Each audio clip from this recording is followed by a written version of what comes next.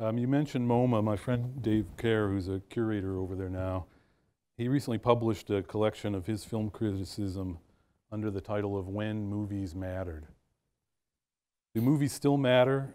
Are they central to the cultural conversation, or are more people talking about Game of Thrones and Breaking Bad? And if so, why not? And can they be again?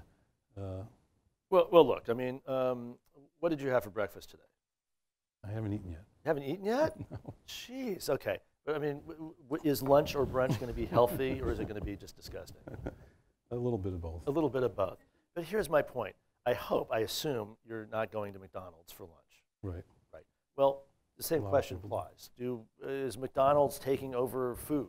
Is it going to be, are more people eating Big Macs than they are eating at Danielle? Yes, they are.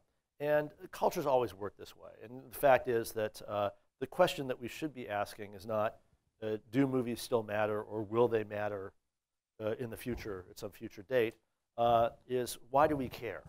Why would you even care? If something matters, it matters. So it could be a TV show, it could be a webisode, it could be a game. Things that matter really should matter to you. And if you have an allegiance to a thing and then worry about whether it matters, you're already asking yourself the wrong questions. So if it matters to you, if movies matter to you, great. Are more people now distracted by various electronic objects and watches and Google glasses and webisodes and stuff? Of course they are. But I would say the following: the best way to make sure that in the future cinema doesn't matter is to, when you think about movies, the first thing to think of is, well, movies matter. Like, that's actually the way. The theatrical experience? I mean, are you kind of platform agnostic then in your no, I feeling think that, about that? look, why you're in the screening room here is because you probably still have an interest in what you call movies, right? And movies demarcate a zone, a kind of a nexus of capital and activity and material that coalesces around an experience that you think of as fundamentally linked to some public space, some dark room that you will sit in with, usually with some strangers, as well as maybe a couple people you know. But the whole point is actually to get you in a room with a bunch of people you don't know and look at a screen, right? And that's what we mean by movies, right? There are a couple facts about this that are really salient. That is to say, to the extent to which movies, you think of movies as that, they haven't been movies for almost half of the entire history of cinema. So for almost 50, 60 years, movies haven't been that from an economic point of view.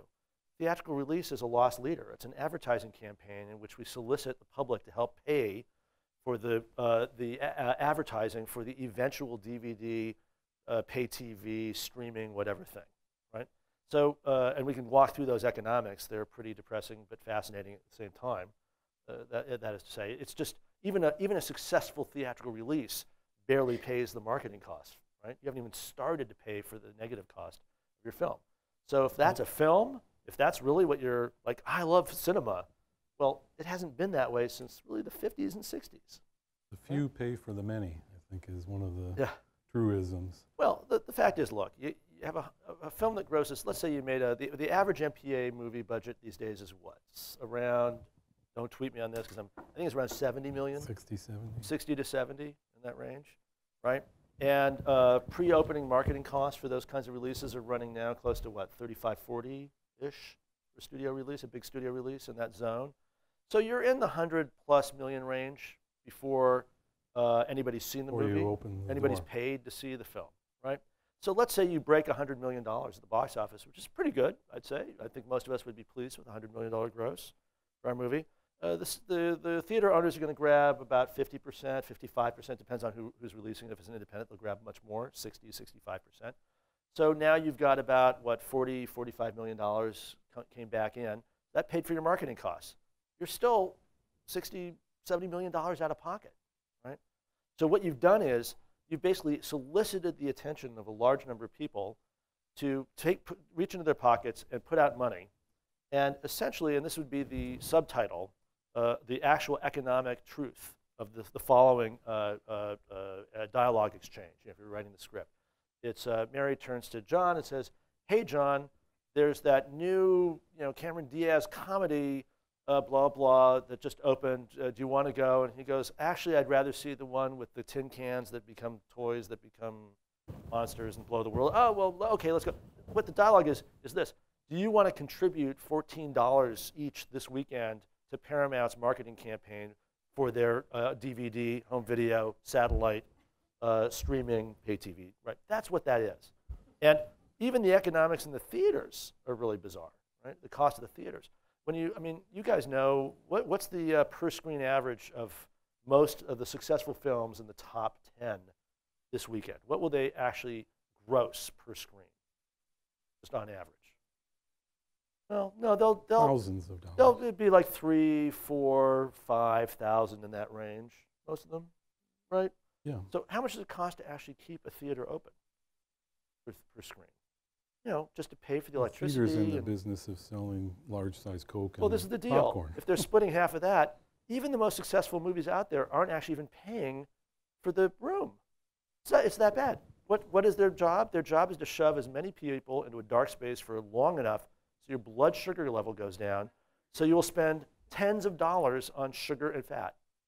That's actually their business. If they could do it by getting gigantic elevators to stall that actually had snack bars in them where they could sell you this shit, they'd do that, because that's their business, right? And I always say the most important, I think, is 5 words in the film industry. These are why you're here. This is what pays your rent if you actually work in film. The most important words in our business: no outside food or drink allowed. Everything flows from that. So again, oh, what's the future? Do movies matter? Yeah, so long as you take 5 cents worth of syrup and sell it for $4, it matters.